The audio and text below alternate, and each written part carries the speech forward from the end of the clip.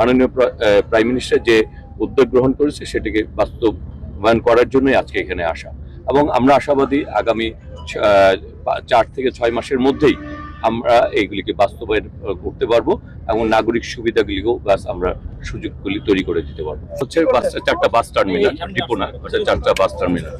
হয়তোবা বিগত সরকারের সময় সেগুলিকে অনেকে ডিপো হিসাবে ব্যবহার করা শুরু করেছিল, যে কারণে ঢাকার যানজটটা ভোগান্তি স্বীকার করেছিল জনগণকে। আমাদের 12 ফেব্রুয়ারি আমাদের বর্তমান সম্মানিত মাননীয় প্রাইম মিনিস্টার জনাব তারেক রহমান, তিনি ঢাকাকে যানজট মুক্ত করার জন্য সমন্বিত বিভিন্ন ধরনের উদ্যোগ গ্রহণ করেছেন। নগদ নিয়ে এলো হার না মানা হার অফার। সর্বনিম্ন 10,000 টাকা রেমিটেন্স নগদে পাঠালে থাকছে স্বর্ণের হার জেতার সুযোগ।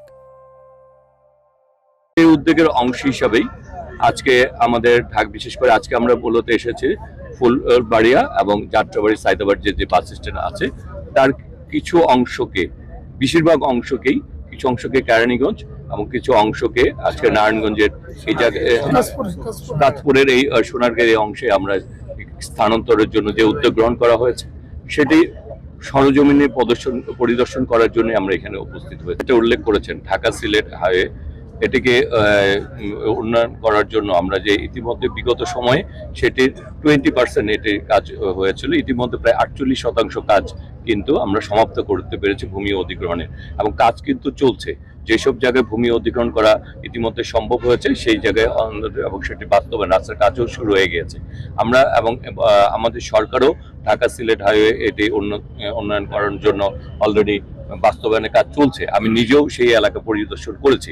এআই প্রযুক্তির নির্দিষ্ট কোনো একটি অংশের জন্য বা কয়েকটি সিগন্যালের জন্য কিন্তু করা হয়নি, এটা টোটাল ঢাকার যতগুলি সিগন্যাল আছে যেগুলি গুরুত্বপূর্ণ বেশিরভাগ প্রাথমিক পর্যায়ে এগুলি এআই পদ্ধতি বাস্তবায়ন করা হবে, কিন্তু